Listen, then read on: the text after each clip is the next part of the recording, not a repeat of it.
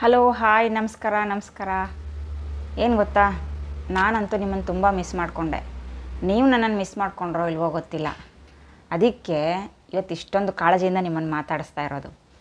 ಇವತ್ತಿನ ಟಾಪಿಕ್ ಏನು ಗೊತ್ತಾ, ಅದೇ ಮಿಸ್ ಮಾಡ್ಕೊಳ್ಳೋದು. ಇವಾಗ ಒಂದು 4-5 ದಿವಸದಿಂದ ನನ್ನ ಮಗ ಮಿಸ್ ಮಾಡ್ಕೋತೀನಿ ಅನ್ನೋ ಶಬ್ದನ ತುಂಬ ಮಿಸ್ಯೂಸ್ ಮಾಡ್ಕೋತಾ ಇದ್ದಾನೆ ಅಂತ ಅನ್ಸೋದಕ್ಕೆ ಶುರುವಾಯಿತು.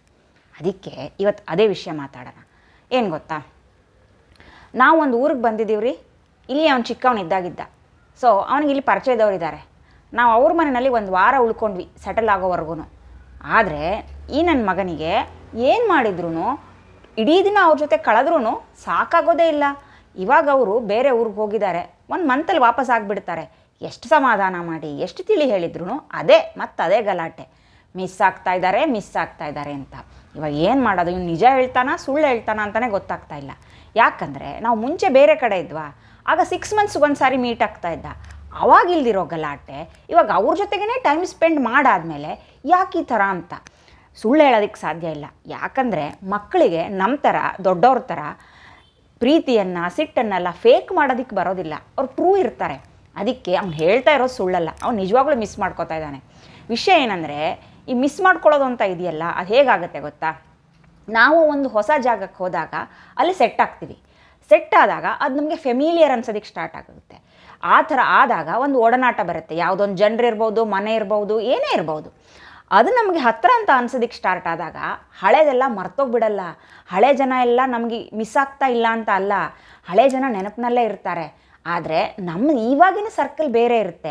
ನಾವು ಇವಾಗ ಸ್ಪೆಂಡ್ ಮಾಡೋ ಟೈಮ್ ಬೇರೆ ಜನರ ಜೊತೆಗಾಗಿರೋದ್ರಿಂದ ನಮ್ಗೆ ಅವರು ನೆನಪಾಗ್ತಾರೆ, ಆದರೆ ಸ್ವಲ್ಪ ಮಿಸ್ ಆಗ್ತಾರೆ ಅಷ್ಟೇ. ಆಮೇಲೆ ನಾವು ತುಂಬ ಬೇರೆ ಥರ ರುಟೀನನ್ನು ಚೇಂಜ್ ಮಾಡ್ಕೊಳ್ತಾ ಹೋದ ಹಾಗೆ ಅವರು ನಮ್ಮ ಮೆಮರಿಯಲ್ಲಿ ಹಿಂದ್ಗಡೆ ಇರ್ತಾರೆ. ಅದರ ಅರ್ಥ ಅವ್ರು ಮರ್ತೋಗಿಲ್ಲ. ಅವ್ರು ನಾವು ಅಷ್ಟೇ ಪ್ರೀತಿ ಮಾಡ್ತಾ ಇರ್ತೀವಿ, ಕಡಿಮೆ ಪ್ರೀತಿ ಮಾಡ್ತೀವಿ ಅಂತಲೂ ಅಲ್ಲ, ನೆನಪಿನಲ್ಲೇ ಇರ್ತಾರೆ. ಆದರೆ ಒಡನಾಟ ಕಡಿಮೆ ಆದ ಹಾಗೆ, ನಮ್ಮ ಬೇರೆ ರೂಟೀನ್ಗೆ ಅಡ್ಜಸ್ಟ್ ಆದ ಹಾಗೆ ಅದು ಮೆಮರಿನಲ್ಲಿ ಹಿಂದೋಗುತ್ತೆ. ನಾವು ಯಾರ ಜೊತೆಗೆ ಟೈಮನ್ನು ಜಾಸ್ತಿ ಸ್ಪೆಂಡ್ ಮಾಡ್ತೀವೋ ಆಗ ನಮ್ಗೆ ಅದು ಎದುರುಗಡೆ ಇರುತ್ತೆ ಅಲ್ವಾ, ಕಣ್ಣೆದುರುಗಡೆ ಕಾಣ್ತಾ ಇರೋದು ಇವಾಗಿಲ್ಲ ಯಾಕೆ ಅಂತ ಆಗಿಬಿಡುತ್ತೆ. ಆ ಥರ ಆದಾಗ ಈ ಮಿಸ್ ಆಗೋದು ಅನ್ನೋ ಪ್ರಾಬ್ಲಮ್ ಬರುತ್ತೆ. ಅಂತೂ 4 ತಿಂಗಳ ಮೇಲೆ ನನ್ನ ಮಗ ಅಂತೂ ಶಾಲೆಗೆ ಹೋಗಿದ್ದಾನೆ. ಇವಾಗ ಎವ್ರಿ ಸಿಂಗಲ್ ಡೇ ಒಂದೇ ಹಾಡು, ಅಮ್ಮ ಮಿಸ್ ಆಗ್ತಾರೆ, ಅಪ್ಪ ಮಿಸ್ ಆಗ್ತಾರೆ, ಅಜ್ಜ ಮಿಸ್ ಆಗ್ತಾರೆ ಅಂತ. ಅದಕ್ಕೆ ನನಗೆ ತಲೆನೇ ಹಾಳಾಗಿ ಇದೇ ವಿಡಿಯೋ ಮಾಡಿದೆ. ಮಿಸ್ ಆಗೋದು ನಿಜಾನೇ. ನಾವು ಊರಿಗೆ ಹೋಗ್ತೀವಲ್ಲ, ಆವಾಗ ನೋಡಿ ಎಷ್ಟೋ ದಿನಗಳ ಮೇಲೆ ಊರಿಗೆ ಹೋಗಿರ್ತೀವಿ.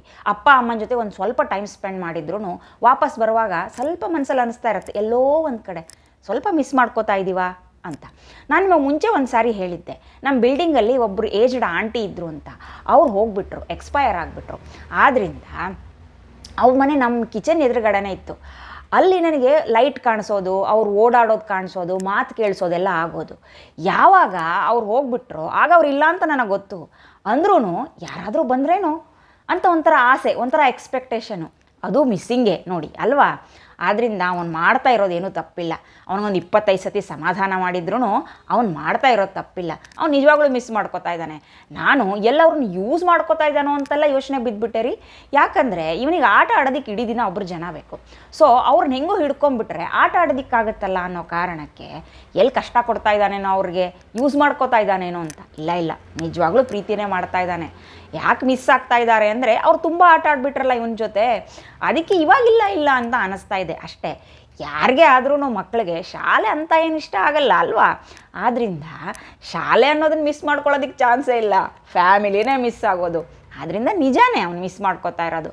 ಅದಕ್ಕೆ ಬೈಬಾರ್ದಂತ ಡಿಸೈಡ್ ಮಾಡಿ ಮಿಸ್ಯೂಸ್ ಮಾಡ್ಕೋತಾ ಇದ್ದಾನೆ ಅನ್ನೋ ಶಬ್ದನ ಡಿಲೀಟ್ ಮಾಡಬೇಕಂತ ಇದ್ದೀನಿ. ನೀವೇನಂತೀರಾ?